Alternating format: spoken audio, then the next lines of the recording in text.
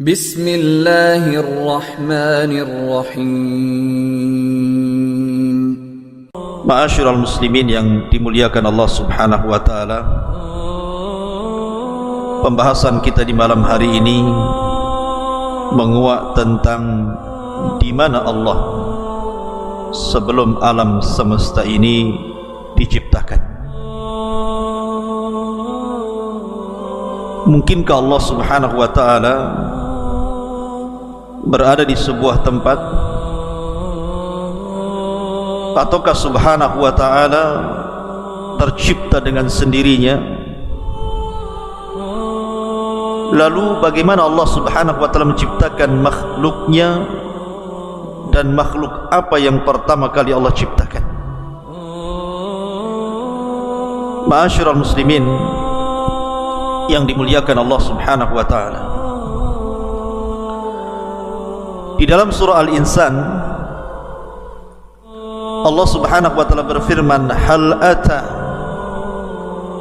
alal insan hinum minad dahri lam yakun syai'am madhkura. Bukankah pernah datang kepada manusia waktu dari masa yang ketika itu belum merupakan sesuatu yang dapat disebut? Dari ayat ini, ketika Allah Subhanahu wa ta'ala mengatakan lam yakun syai'an madhkura, sesuatu yang belum dapat disebut namanya, ini arasy, ini kursi, ini langit, ini Adam, ini Hawa, ini gunung, ini sungai, ini hutan, dan begitu seterusnya. Belum ada penyebutan itu. Hanya Allah Subhanahu wa ta'ala satu-satunya sang pencipta di alam semesta ini. Ma'asyiral muslimin yang dimuliakan Allah Subhanahu wa ta'ala, dari Waqi ibnu Udusin, dari pamannya dari Abi Razin radhiyallahu anhu, dia mengatakan,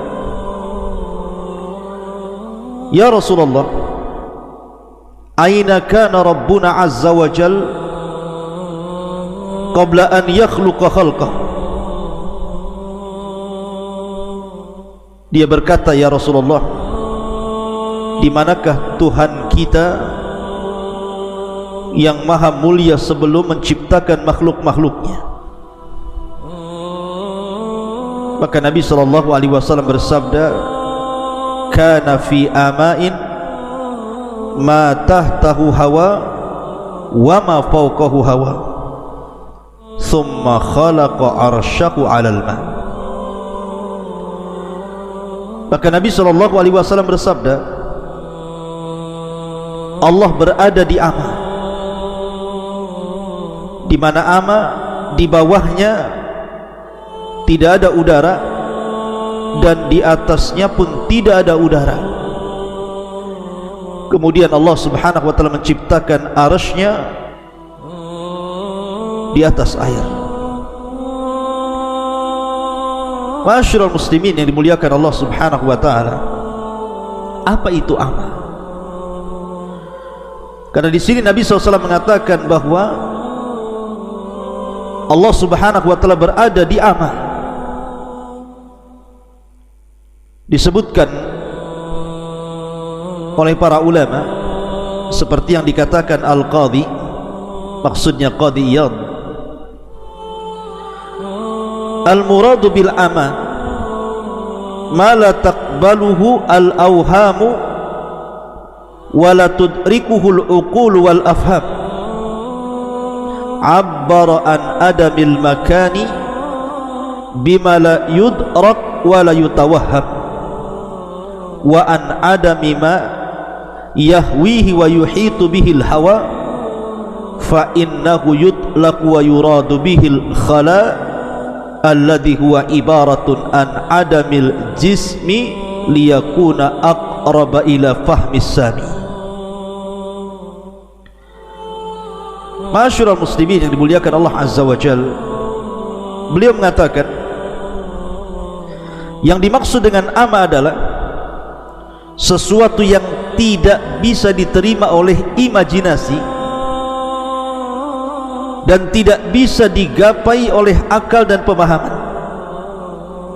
Nabi menunjukkan ketiadaan tempat dengan sesuatu yang tidak bisa dimengerti dan dihayalkan, dan juga menunjukkan ketiadaan sesuatu yang memuatnya atau udara yang melingkupinya.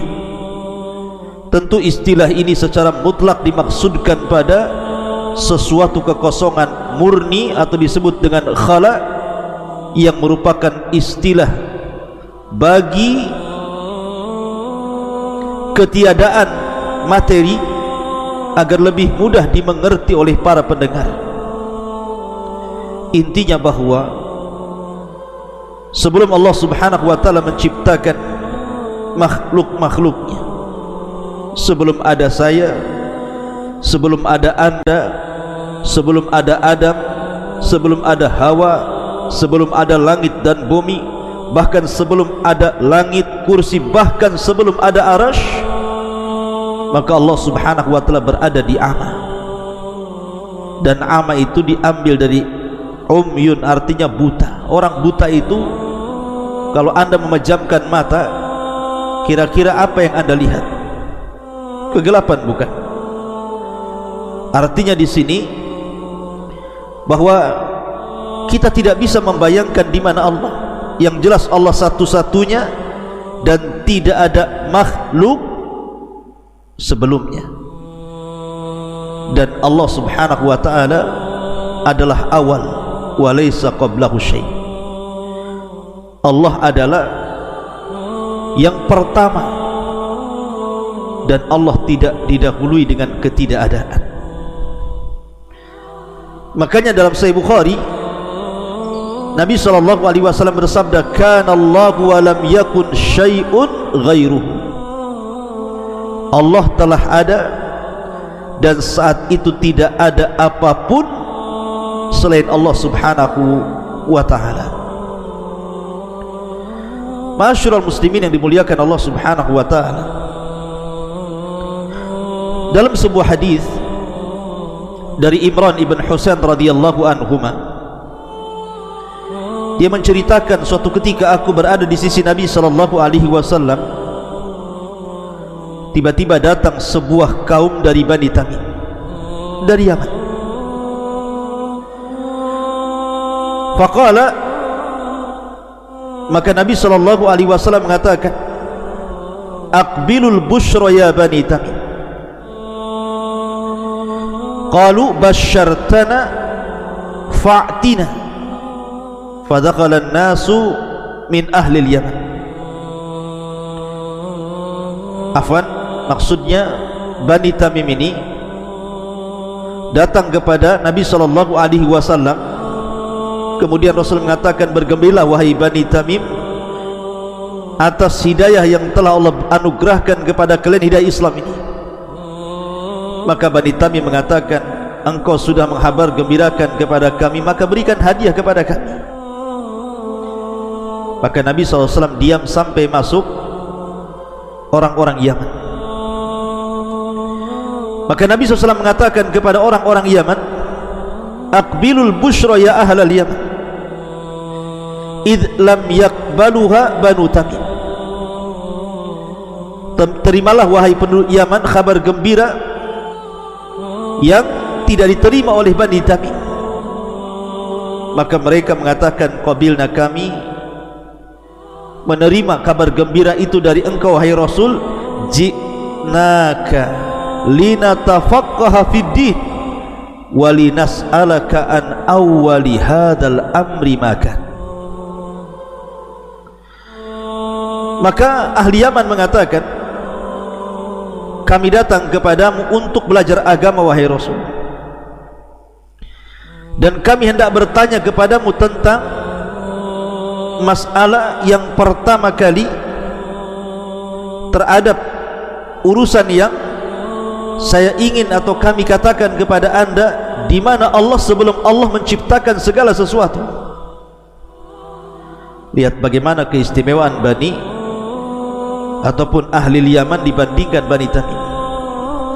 Bani Tamim minta hadiah, minta harta, minta dunia, tapi ahli Yaman tidak minta itu. Dia hanya minta ilmu kepada Nabi SAW, dan yang pertama bertanya soal di mana Allah sebelum Allah menciptakan segala sesuatu. Ini pertanyaan yang berbobot, ikhwan. Maka Nabi SAW mengatakan, kana Allahu wa lam yakun syai'un qabla. Adalah Allah Subhanahu wa ta'ala, dialah satu-satunya, dan sebelumnya belum ada sesuatu. Wa kana arshuhu 'alal ma', dan arsy-Nya Allah berada di atas air. Thumma khalaqas samawati wal arda wa kataba fi dzikri kulli syai'. Kemudian Allah ciptakan langit dan bumi, dan Allah catat fi dzikri kulli syai', pada lauhil mahfuz segala sesuatu yang akan terjadi. Dari dua riwayat, Imran ibn Husain dan juga riwayat yang pertama yang saya baca tadi, kalau ada orang yang bertanya di mana Allah sebelum Allah menciptakan segala sesuatu termasuk arsy, kursi dan yang lainnya, maka jawabannya seperti hadis Rasul, kana Allahu wa lam yakun syai'un qabla. Maka Allah satu-satunya dan belum ada sebelumnya sesuatu yang mendahului Allah Subhanahu wa ta'ala. Dalam riwayat yang pertama, kana fil ama, dalam riwayat fis sahab, artinya Allah berada di ama, di kegelapan, di mana atasnya tidak ada udara, di bawahnya juga tidak ada udara, dan dia satu-satunya dan tidak ada yang bersyirikat dengan Allah Subhanahu wa ta'ala. Ma'asyiral muslimin yang dimuliakan Allah Subhanahu wa ta'ala, makanya kita teringat dengan doa Nabi sallallahu alaihi wasallam, Allahumma rabbas samawati sab'i wa rabbal arshil azim, rabbana wa rabba kulli syai'in, faliqal habbi wan nawa, munzilat taurati wal injili wal furqan, a'udzu bika min syarri kulli syai'in anta akhidun binasiyatihi, Allahumma antal awwal falaysa qablaka syai'un, wa antal akhir falaysa ba'daka syai'un, wa antal zahir falaysa fawqaka syai'un, wa antal batin falaysa dunaka syai'un, iqdi 'anna ad-din wa aghnina minal faqri, iqdi 'anna ad-daina wa aghnina minal faqri.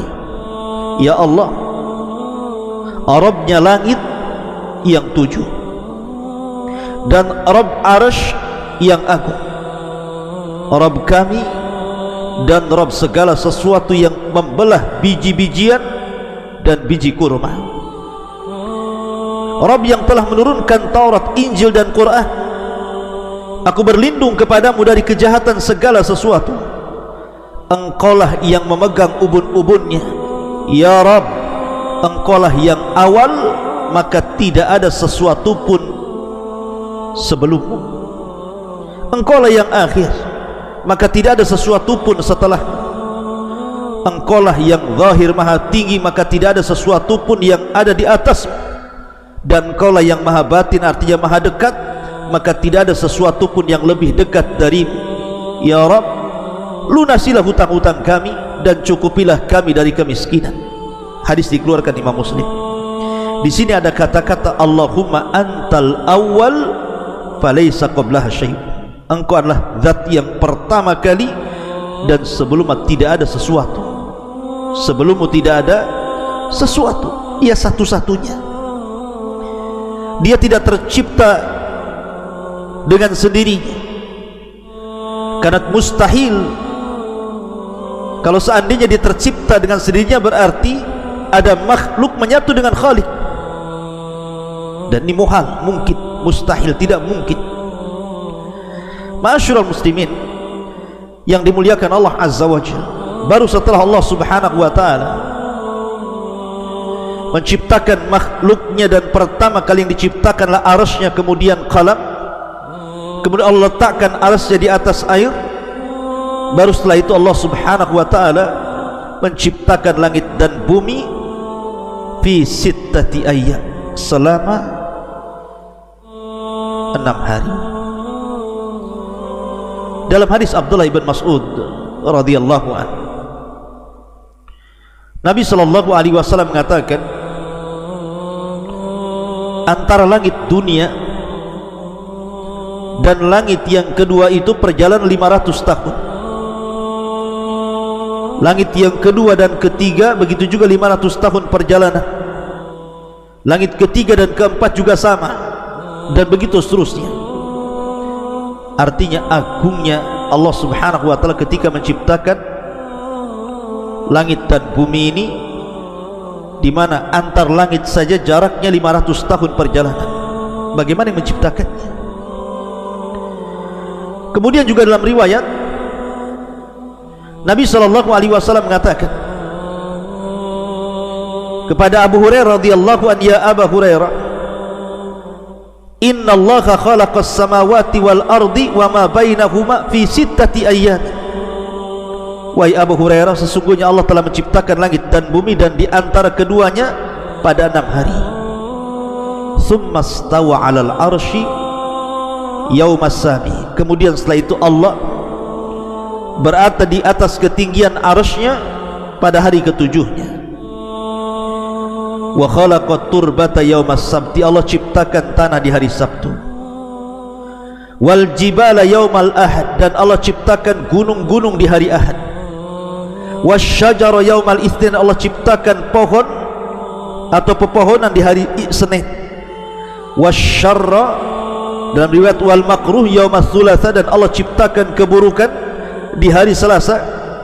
Wan nuru yaumal arbi'a. Dan Allah ciptakan nur, cahaya, pada hari Rabu. Wad-dawaba yaumal khamis. Dan Allah ciptakan segala binatang yang melata di hari Kamis. Wa Adam yaumal jum'ati fi akhiri sa'atin minan nahari ba'dal asri. Dan Allah ciptakan Adam di hari Jumat di akhir siang setelah asar sampai maghrib. Ma'asyiral muslimin yang dimuliakan Allah subhanahu wa ta'ala, intinya bahwa bertanya soal di mana Allah itu pertanyaan yang dibolehkan. Karena juga ada riwayat ketika ada seorang sahabat hendak memerdekakan seorang jariyah, budak wanita. Kemudian sahabat ini mengatakan, ya Rasulullah, apakah saya patut untuk memerdekakan budak wanita ini? Karena Nabi SAW, baik, saya akan uji budak wanita ini. Kemudian Nabi SAW mendekati budak wanita itu dan mengatakan, Aina Allah? Di mana Allah? Maka budak wanita itu mengatakan, Allahu fis sama. Allah berada di atas ketinggian. Sama itu artinya secara bahasa ma fawqa ra'si fahuwa sama. Sesuatu yang di atas kepala itu disebut sama. Artinya Allah berada di atas ketinggian sana. Maka Rasul mengatakan, a'tikha fa innaha mu'minatun. Merdekakan dia karena dia seorang wanita mukminah. Artinya Nabi SAW bertanya, aina Allah? Di mana Allah? Kemudian juga tadi orang Yaman bertanya kepada Rasul tentang di mana Allah sebelum menciptakan langit dan bumi. Artinya pertanyaan di mana Allah tidak mengapa dalam syariat. Dan kalau ditanya di mana Allah sebelum menciptakan langit dan bumi, kita katakan Allah fil amah. Allah itu di amah, di atas kegelapan yang tidak ada udara di atasnya, tidak ada udara di bawahnya. Sebagaimana tadi sudah dijelaskan menurut pendapat Al-Qadi rahimahullahu ta'ala, yang dimaksud amah adalah sesuatu yang tidak bisa diterima oleh imajinasi apapun dan tidak bisa digapai oleh akal dan pemahaman. Tidak bisa kita gambarkan. Kemudian makhluk yang pertama Allah ciptakan arsy, kemudian qalam, kemudian kursi, kemudian yang lainnya termasuk setelahnya langit dan bumi, dan di antara keduanya